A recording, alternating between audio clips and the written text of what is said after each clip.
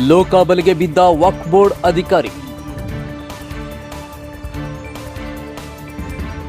ಕಮಿಟಿಯೊಂದರ ನವೀಕರಣ ಮಾಡಲು 1.5 ಲಕ್ಷ ಬೇಡಿಕೆ ಇಟ್ಟ ಎಡಿಟರ್ ಮೊಹಮ್ಮದ್ ಮೊಹಸಿನ್. ನಗರದ ಜಿಲ್ಲಾ ಆಸ್ಪತ್ರೆ ಆವರಣದಲ್ಲಿ ಲೋಕಾಬಲಿಗೆ ಬಿದ್ದ ಸಹೋದರರು. ಖಾಜಾ ಸಾಬ್ ನದಾಫ್ ದೂರಿನನ್ವಯ ದಾಳಿ ಮಾಡಿದ ಲೋಕಾಯುಕ್ತ ಅಧಿಕಾರಿಗಳು. ಲೋಕಾಬಲಿಗೆ ಬಿದ್ದ ವಕ್ಫ್ ಬೋರ್ಡ್ ಅಧಿಕಾರಿ.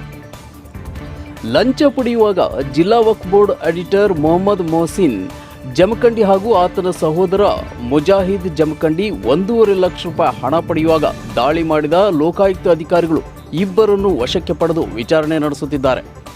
ವಕ್ಫ್ ಬೋರ್ಡ್ ಅಧೀನದಲ್ಲಿ ಬರುವ ಕಮಿಟಿಯೊಂದರ ನವೀಕರಣ ಮಾಡಲು ಲಂಚದ ಬೇಡಿಕೆ ಇಟ್ಟಿದ್ದರು ಎಂದು ಖಾಜಾ ಸಾಬ್ ನದಾಫ್ ಎಂಬುವರು ದೂರಿನ ಅನ್ವಯ ದಾಳಿ ನಡೆದಿದೆ.